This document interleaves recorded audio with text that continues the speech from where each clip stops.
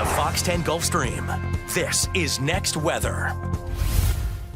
All right, let's check out what's going on with Alberto and what caused this thing. I mean, it is June, it is tropical season, but this one formed in a little more of an unusual manner than what we normally see, and it is very, very large in nature, so it looks a little different than the average tropical storm. You can see that it is sprawling in nature. It covers about the entire western half of the Gulf of Mexico, and the reason why it's so large is that it originated from the Central American gyre. So this is North America, this is Central America, right? It's still part of the North American continent, but Central America, Mexico, you've got El Salvador, Belize, Guatemala, Honduras, Costa Rica, Panama, and looking at it here, there is generally an area of low pressure that is large in nature that just kind of sits down here. It's kind of a monsoon type feature that happens, and it's very common to have that in May and June, and then again in September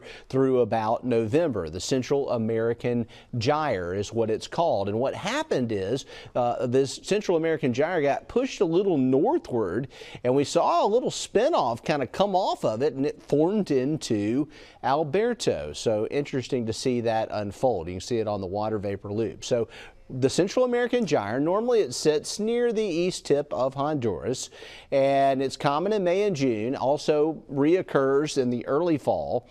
It produces heavy rain and flooding, and it usually just sits here. And I've been down to Honduras this time of the year, and you just get those thunderstorms. You can almost set your watch by them in the afternoon, but not all the time, but occasionally it can spawn a tropical system like the one we have out there right now. And this thing just got a little displaced further northward, and it created Tropical Storm Alberto. So kind of interesting to see that, and it's not uncommon for us if we do get development. June's usually a pretty quiet month, but if we do get it, it's going to be in the Northwest Caribbean Sea or in the southwestern Gulf of Mexico. Those are the most common regions.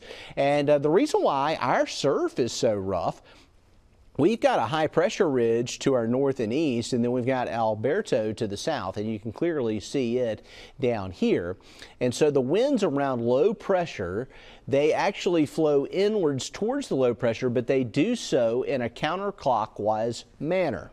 And so as the winds are counterclockwise around that low, that is actually giving us an east wind. And if you combine it with a high pressure ridge, which typically has a clockwise wind flow, which is funneling the wind in the same direction, the two are working together. It's creating a pressure gradient force, and that's why it's been really nasty at our beaches. A high rip current risk this week, and that will continue as we head into the early part of the weekend, although this high pressure ridge will build out a little more, and of course Alberto will weaken, and that'll help things some in the Gulf. Here's your 7-day forecast, and we are looking at pop-up showers on Thursday and Friday, but a little better shot at rain Saturday and Sunday at 30%, and then pretty good rain chances next week. Scattered thunderstorms on Monday, and you'll see a good chance of showers and thunderstorms on Tuesday and Wednesday of next week. Thanks for joining us here for Next Weather.